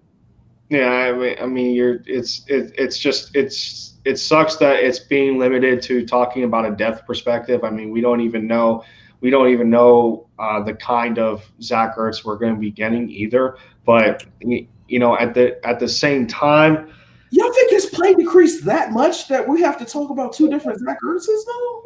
Well, it's not from it's not just from a physical standpoint. It's also from a mental standpoint. I mean, how many reports came out last year of talks with, Zach Ertz and, guys in the front office, mainly Howie Roseman, how they're not seeing eye to eye in regards to contract negotiations. And then, he gets hurt before the deadline when we're able to trade him. I think it was the injury deadline and, stuff like that. And, if he's still on the Eagles, he's on the books for almost $9 million, which, he definitely wants more. He definitely wants more than that. And that was part of the whole issue with 2020 is that, I think if I remember, Ertz wanted in the ballpark of about like $15 million a year or something like that. And then I think the best the Eagles were able to do was 13, and Zach still wouldn't take it because he felt that he was worth more. So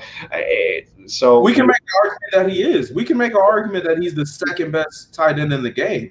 He has just as many rings as Travis Kelce. He has I'm not going to say he's just as good with the ball in his hands, but getting him the ball and being able to use him as a mismatch situation, I think he's still the second best tight end. I would say third, but I get that. I would say over Travis, who in Zach Kittle, George Kittle, yeah. Kittle got injury concerns too, though. He's also younger. But he got injury concerns too, though. And he ain't got no ring. I get it, but all three of them played in the Super Bowl. You know who ain't got a ring, George? I get it, and we talk about that, and I get it. AK Eagles bringing up. No matter what, Ertz will give us his all, and sure. I mean, I get it, and he always does. He can't play half-ass. It's on his nature. No, we know the type of person that Zach is. It's just what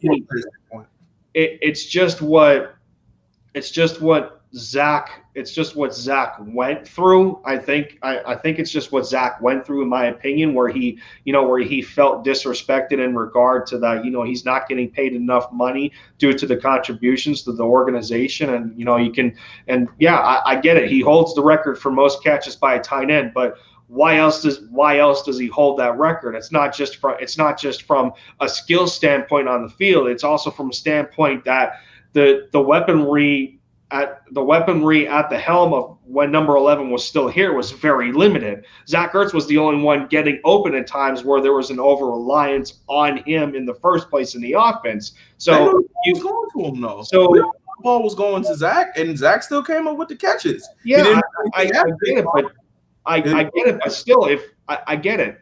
But still, you can argue if the defense is not going to stop him to continue to give him the ball. But at the same time, that offense was still limited in weaponry from a receiver standpoint specifically. But and then again, you can also argue. You could also argue at the same time when you talk about 2021 and the expected and like the expectation of how dynamic the offense can be when you add a guy like Devontae Smith into the mix, and how he opens everybody else up from a receiver standpoint, and how much that benefits tight ends. Yeah, you can argue that. You can argue that as well. But my question is, whoever the number one tight end is going to be, and there's we still don't even know if it's Zach Ertz or not. We all have that feeling it's going to be Dallas Goddard. It's just I don't know. I don't know. Do you think Dallas if we keep both of them, right, and we got to pick a TE number one between Zach and Dallas? Who do you think we're going to pick? We're going to pick Zach. He is the TE one. If we're putting him at 2, there's no reason to keep him on the team in that case. Yeah, that's you're put in. You'd be put in such a pickle because and I get it. I get Zach's work ethic and everything, but it's going to come as a sign of disrespect if Zach is put at the 2. But, at the same time, I think you would understand from a business standpoint that, this organization is trying to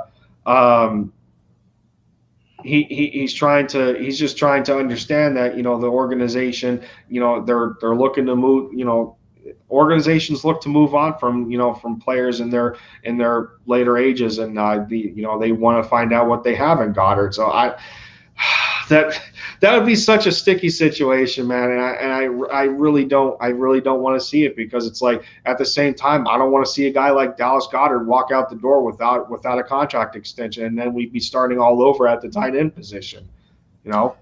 That's a very real world that we might have to live in coming up. Again, it depends on who balls out more, and if Dallas balls out, we're not going to be able to pay him. If Dallas balls out, we're not going to be able to pay that man the money that he has deserved. So we're going to have to be stuck with Zach.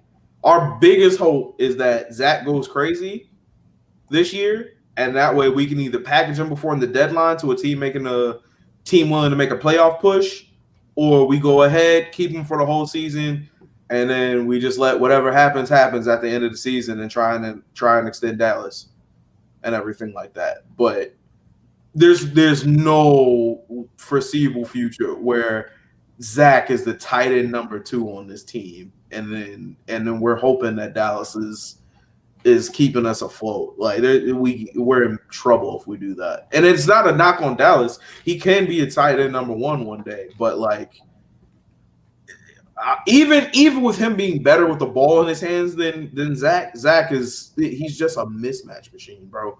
He gets catch radius all over the place, can get just tough, can be clutch. Like, there's no way. There's no way. I'd keep both of them. I do exactly what Howie is doing right now. Like, you're on the contract for a year, brother. Like, either we're going to trade you to a team that's going to give us fair value for you, or, hey, man, ball out this year and see what happens next year for you. Those are your options. Yeah, I guess so. So, man, we're already 140. What am I saying? We're getting on the cusp of like 1 3/4 to 2/4 hours into this.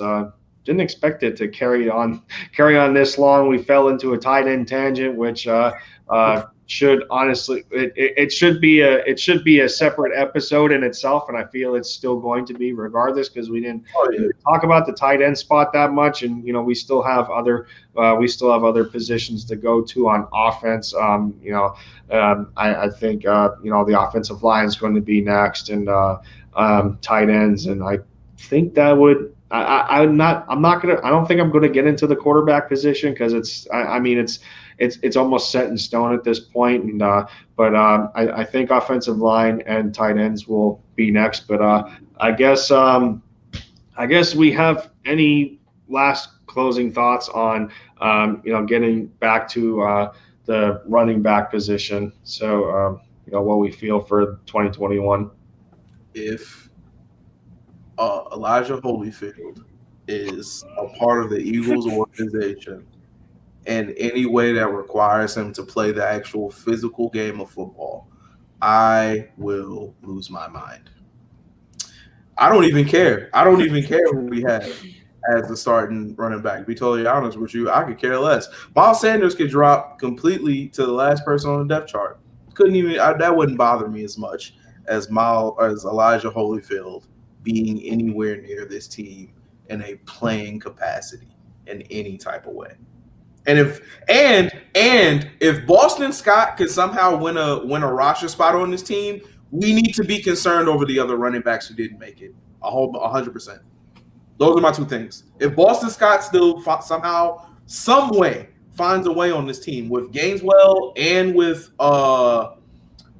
Johnson still here and Killins, we need to really have a question mark about the guy who didn't make it onto the active roster on a regular basis. Major question mark on that guy. Those are my two things. Other than that, then hey, I'm honestly cool with 81 of the running back situations you guys presented. I'm cool with it. Again, me personally, I would just take 2 power backs just because of their injury history and everything like that. But if Elijah Holyfield is playing for the Eagles, I'm going to lose my everlasting mind. And whoever loses their job to Boston Scott probably isn't going to be playing football in Philadelphia. AK Eagle going, that's harsh, but so true. Those are the facts, brother. Oh, man. Go ahead, Jordy. I think you've been the quietest for the majority of this stream. So, got anything else, you can let it all out, I guess. So, with what I said earlier about the 4, I can see Philly picking up a 5th back, depending on how receiver and corner pans out, because we have so many. That and offensive line, because we always like to keep 800 offensive linemen.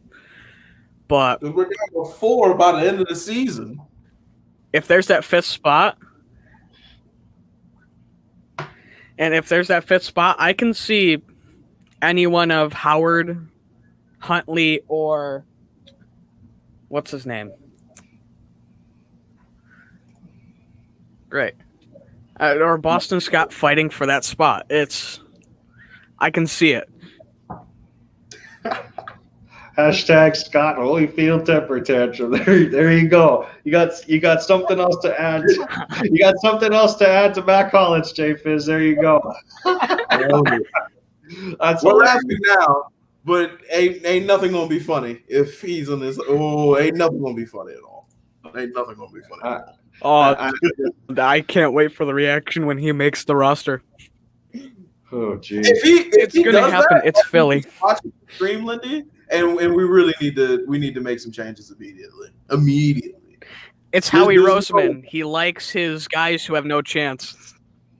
I just don't get how Holyfield is still here if he hasn't made it up the depth chart, and you bring back a guy like Jordan Howard twice, and then they just claim Kerryon Johnson off of waivers, who, them two are, at this point, them two are more capable than Elijah Holyfield is. So I just don't get why.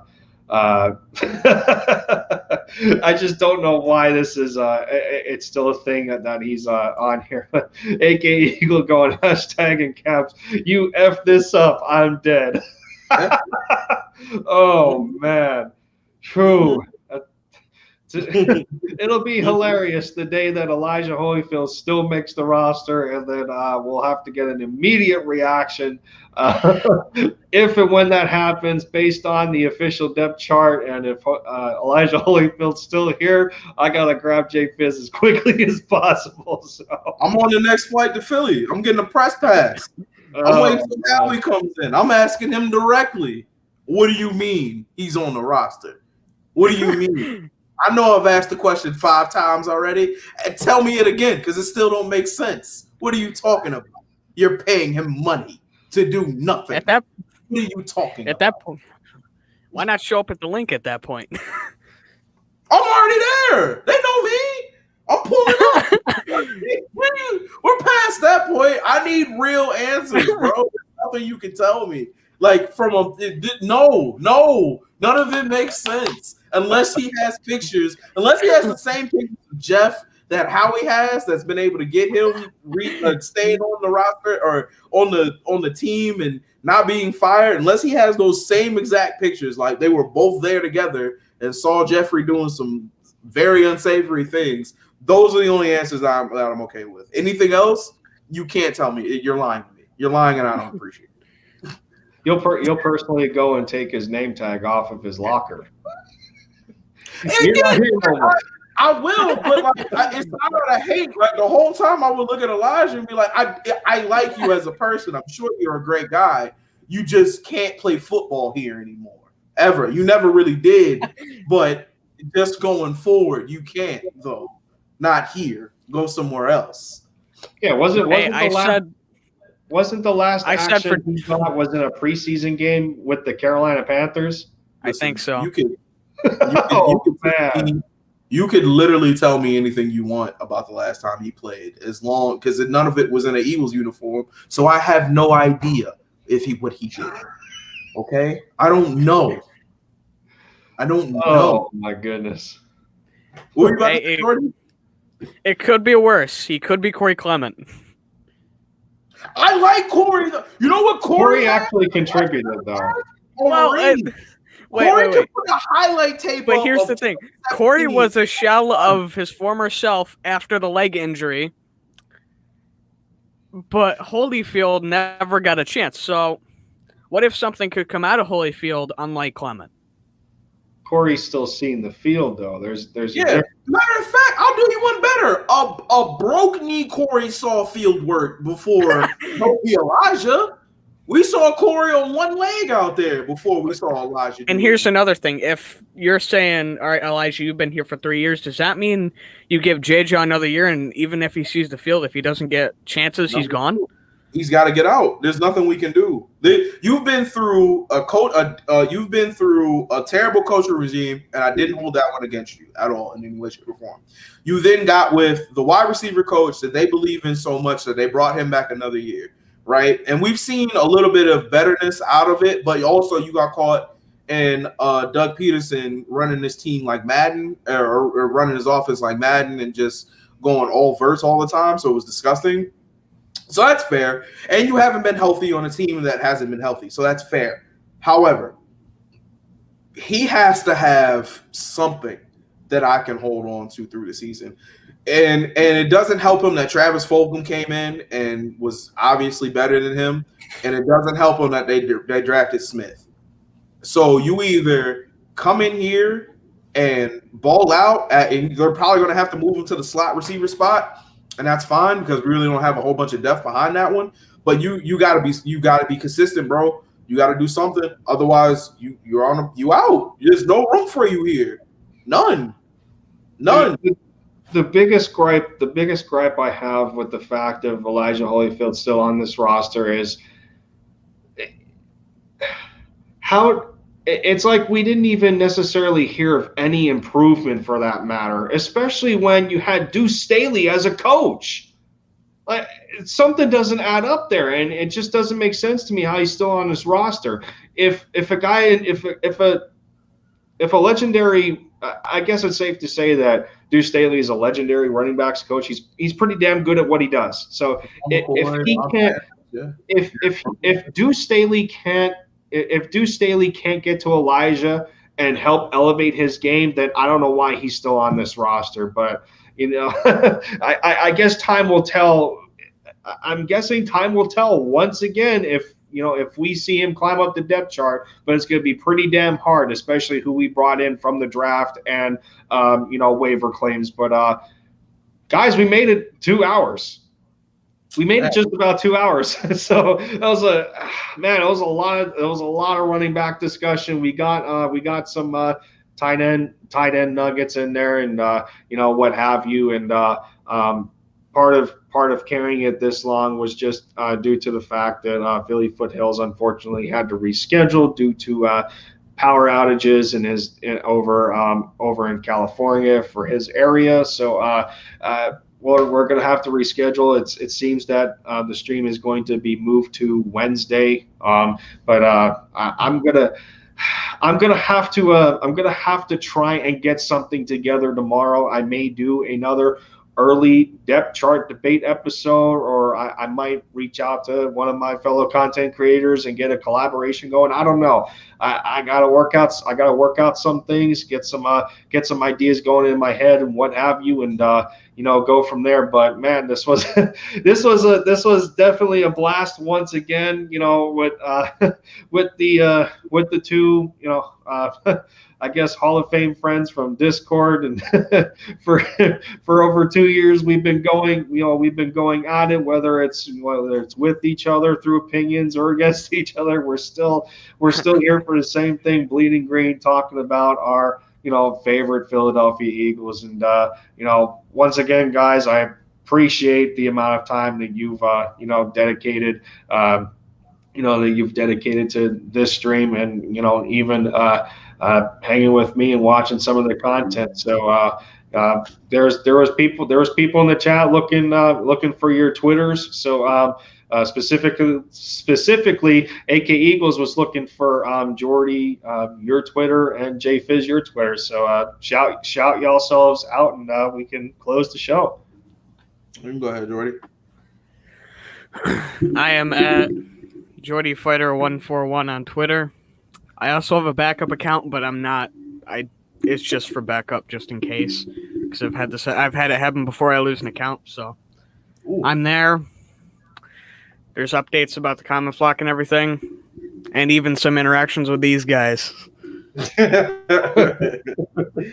So for those that aren't exactly connected to Jordy, he runs 2 podcasts, one including his icon right now on the stream, the Common Flock podcast. That it was an old idea of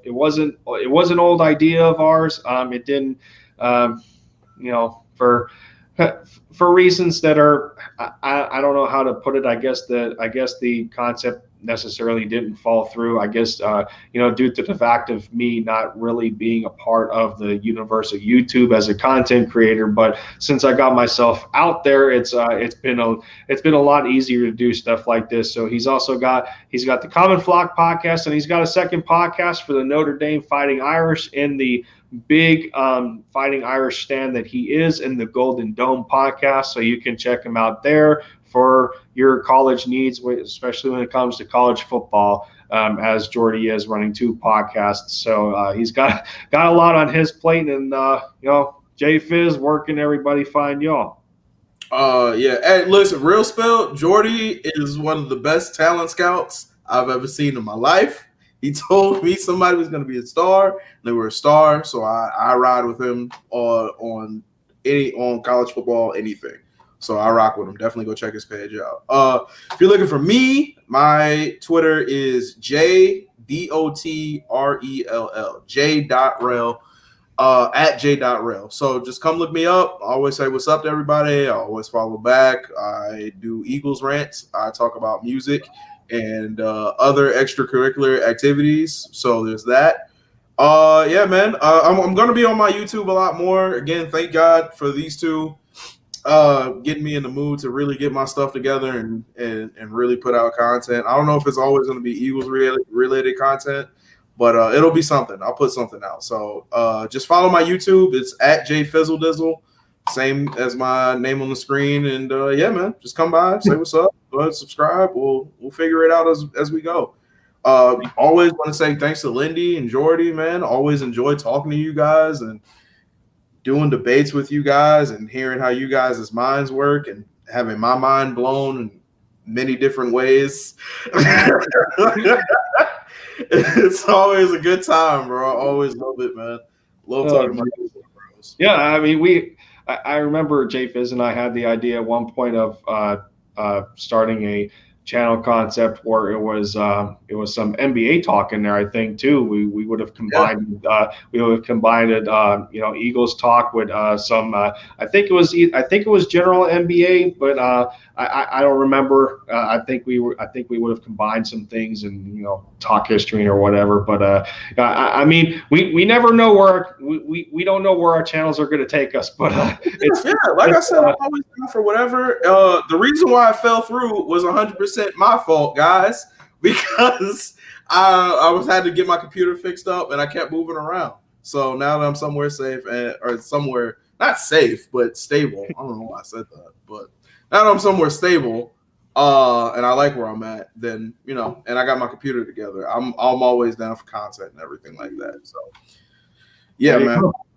So I guess for those subscribed to my channel or you haven't been subscribed yet, I would definitely appreciate you doing so. Even liking or even dropping something as simple as a comment, because I do like engaging with the community of the viewers, whether you are subscribed or not. But it would definitely help dropping likes as well. Get me in the algorithm as well as the rest of the celebrity content creators for the Philadelphia Eagles that I always refer to.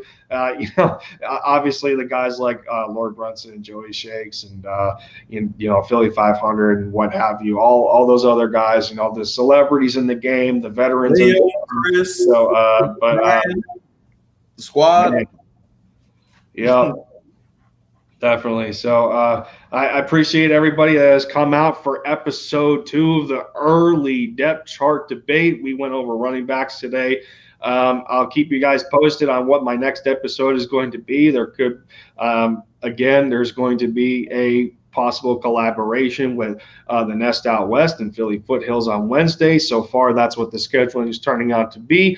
And I may reach out to a couple others, maybe get a stream in tomorrow. I don't know yet, but I'll keep everybody posted on Twitter. That's going to do it for all of us here. We're about to hit the 2-hour mark. I appreciate your timely contributions to this episode. And as always, you guys, great time. Thank you once again. And thank you to all who tuned in for this episode of the Early Depth Chart Debate with yours truly, Lindy Endzone, my special guests and friends, Jordy and Jay Fizz. Man, we had a riot.